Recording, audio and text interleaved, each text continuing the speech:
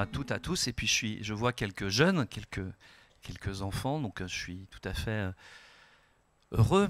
Hein. Je pense que en éducation, le paradigme, hein, c'est finalement de regarder nos enfants et de leur donner alors le meilleur. Hein, ça pourrait être le titre d'une conférence, mais je crois qu'effectivement nos enfants dans le monde un peu compliqué, agité, méritent de croiser sur leur chemin des référents en éducation, en paternité, qui finalement ne dénaturent pas ce qu'ils sont.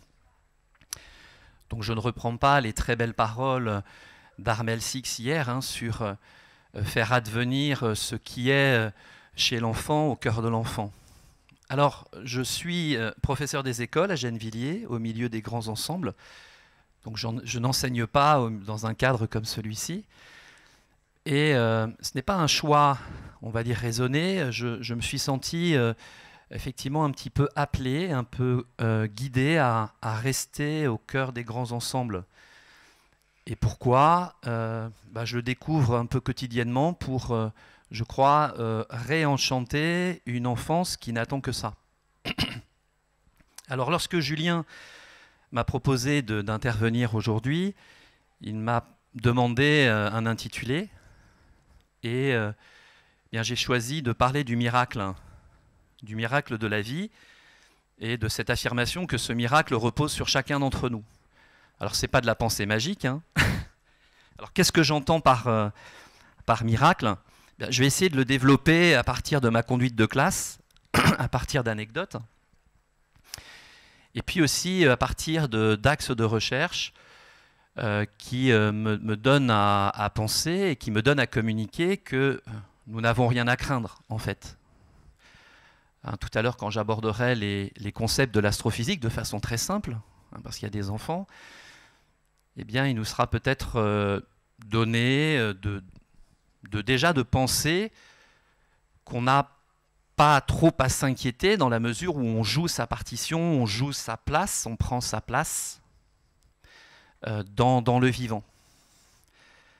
Alors ce miracle de la vie, moi je l'enracine en fait sur un mot qui a été prononcé par Armel hier, qui est le mot d'aspiration.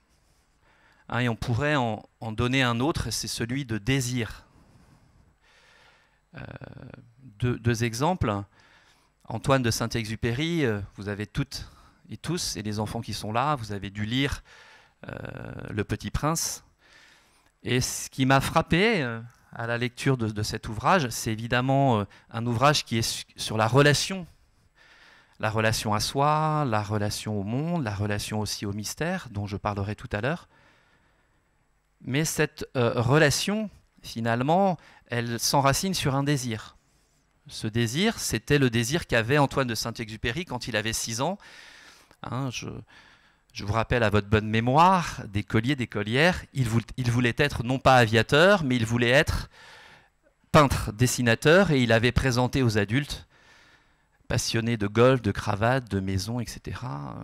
Il avait présenté ces 2 dessins, et ces 2 dessins, quand il les avait présentés, eh bien, il avait été éconduit dans sa magnifique carrière de peintre. Hein. Il dit quelque chose, j'ai dû, à l'âge de 6 ans, abandonner une magnifique carrière de peintre, parce qu'il n'avait pas été confirmé, il n'avait pas été élancé sur son désir, sur son aspiration à être peintre.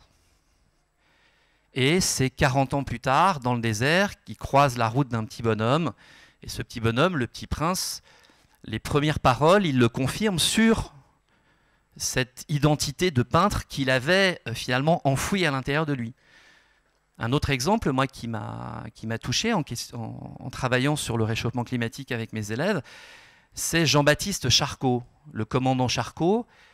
Pareil, quand il était enfant, Jean-Baptiste avait 6-7 ans, il vivait dans un endroit magnifique, il y avait une grande mare, et il rêvait d'être aventurier, d'être explorateur.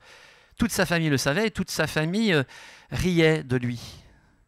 Et donc il ne pouvait pas à cette période finalement transgresser la loi du père.